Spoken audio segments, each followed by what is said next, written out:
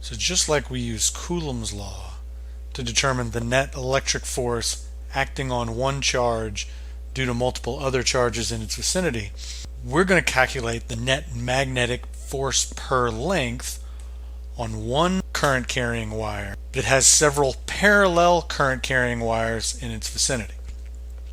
So there are a couple important distinctions between those two problems. One of them, of course, is that we're interested in the force per length rather than the force.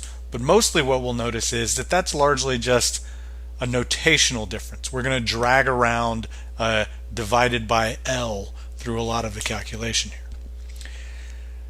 The other more fundamental difference, of course, is that unlike for the electric force, where like charges repel and opposite charges attract, for the magnetic force per length, two wires carrying current in the same directions attract each other. Two wires carrying current in the opposite directions repel. But given those two distinctions, it's still just a vector addition problem. And so at the end of the day, we're going to do the same things that we always do for vector addition. So we'll start by taking care of a couple geometry things first. I notice in this problem, I'm told that I've got three parallel currents. Wire 1 and 2 carry currents out of the page towards me. Wire 3 carries current into the page away from me. I'm told where the currents are in the XY plane. So wire 1's at the origin. Wire 2 is 4 meters to the right of the origin along the x-axis. Wire 3 is 3 meters below wire 2. And what I'm interested in is the net magnetic force per length on wire 1. So I'm interested in the forces that a chunk of this wire will feel. Well, I know that to calculate those out, or to calculate what the magnitudes of the force per length is, I'm going to need to think about two interactions. The interaction between wire 1 and wire 2 and the interaction between wire 1 and wire 3. To calculate those, I'll need distances. So let me start by figuring out what the distance is between wires 1 and wire 2. That one's easy, it's just 4 meters. And the distance between wire 1 and wire 3. And again here, I've got a right triangle, 3 meters on one side, 4 meters on the other, so I can Pythagorize the square root of 3 squared plus 4 squared tells me that it's 5 meters between wires 1 and 3. I'll also need an angle. I can go ahead and use the inverse tangent to calculate out that the angle here that I've labeled theta is going to be the inverse tangent of opposite side of 3, adjacent side of 4, and so I see that theta here is 36.9 degrees. I'm going to start by making a free body diagram for some chunk of wire 1. It's probably the easiest way to think about this.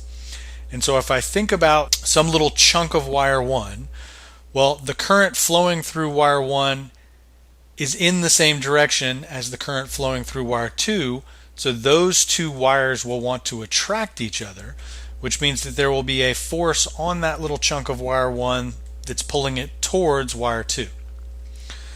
Wire 1 and wire 3 carry currents in opposite directions. So wire 1's carrying current out of the page, wire 3 is carrying current into the page, which means that wire 3 will repel wire 1. So wire 3 will push wire 1 up and to the left away from it. So here are the two forces that I'm going to need to add together to calculate the net force per length on wire 1. And even though we've drawn them as forces acting on a chunk, we have the same direction if we want to think about these as force per length. It's still the same two vectors that I want to add up here. Well, I know to add them up, I'm going to need to pick a coordinate system, so I'll use the one I'm given, positive x to the right, positive y up. What I notice, of course, is that that force exerted on wire 1 by wire 3 makes an angle theta with the x-axis, because, of course, it acts along the line that connects those two wires. I can now take those force vectors and break them up into their components. And again, because what I'm interested in is the force per length, notice that basically what I have is the net magnetic force per length acting on wire 1. That's equal to the force per length that wire 2 exerts on wire 1 plus the force per length that wire 3 exerts on wire 1. So other than dragging around this extra per length, everything else here should look exactly the same as it would if we were dealing with any two vectors labeled F2 and F3.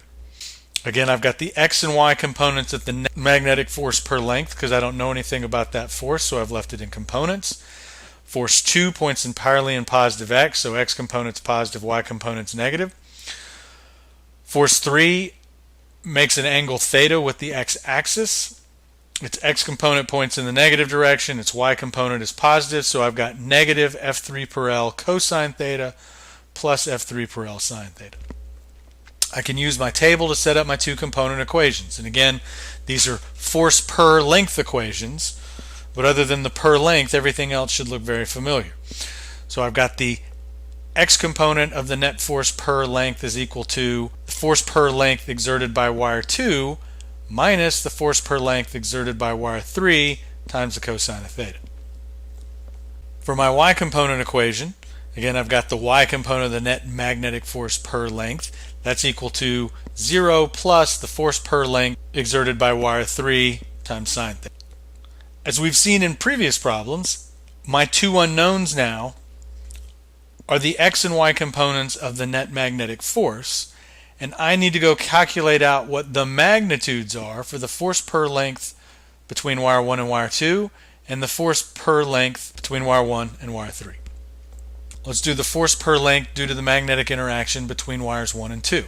So that's going to be equal to mu naught over 2 pi out front times the product of those two currents, I1, I2, over the distance between them. So in this case, that's going to be 2 times 10 to the minus 7th times 2 times 5 over 4. And my calculator says that's 4 times 10 to the negative 7 Newton per meter. Calculate out the force per length due to the interaction between wire 1 and wire 3. Well, the only thing that's different is this current is now the current going through wire 3 rather than wire 2. So this is still going to be mu naught over 2 pi times I1 times I3 over this distance, R13. So I've got 2 times 10 to the minus 7th times 2 times 8 over 5 meters. And again, my calculator says that's 6.4 times 10 to the negative 7 newtons per meter. So now that I know those two magnitudes, I can come back and plug them in to my component equation. So when I plug into the x component equation, what I get is 5 times 10 to the negative 7 minus 6.4 times 10 to the negative 7 times the cosine of 36.9.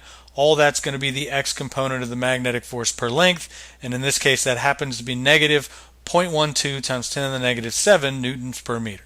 So I'll just go ahead and leave that in terms of 10 to the negative 7, and so I end up with something less than 1. It's negative. The x component of the force per length points a little bit to the left. For the y component, plug in that force per length between wire 1 and wire 3, and again I get 0 plus 6.4 times 10 to the minus 7 times the sine of 36.9 degrees, 3.84 times 10 to the minus 7 Newton per meter. So notice that my y component is significantly larger than my x component. It's positive, so it points up. So when I draw in the net magnetic force acting on a chunk of wire 1, it points mostly up and slightly to the left because it has a small negative x component and a large positive y. Now that I know the x and y components, of course, I can get the magnitude of the net magnetic force per length. Easy enough to calculate. X component squared plus y component squared, take the square root. When I do that, notice basically if I'm keeping my values to three significant figures, what I see is that the magnitude of the net force per length is effectively the same as the y component. So again, all that's doing is telling me that the y component is much, much larger than the x component. If I want to know the direction, again, I can use inverse tangent, y component over x component, so I'll get an angle that I've called phi relative to the x-axis, and in this case what I get is that phi happens to be 88.2 degrees above the negative x-axis. So positive y component tells me above, negative x component tells me that I'm above the negative x-axis, and again that's consistent with the way that I'd initially drawn in that net magnetic force vector. It points mostly up, slightly to the right, has a magnitude of 38.4 times 10 to the minus 7 newtons per meter, and makes an angle of 88.2 degrees above the negative x-axis.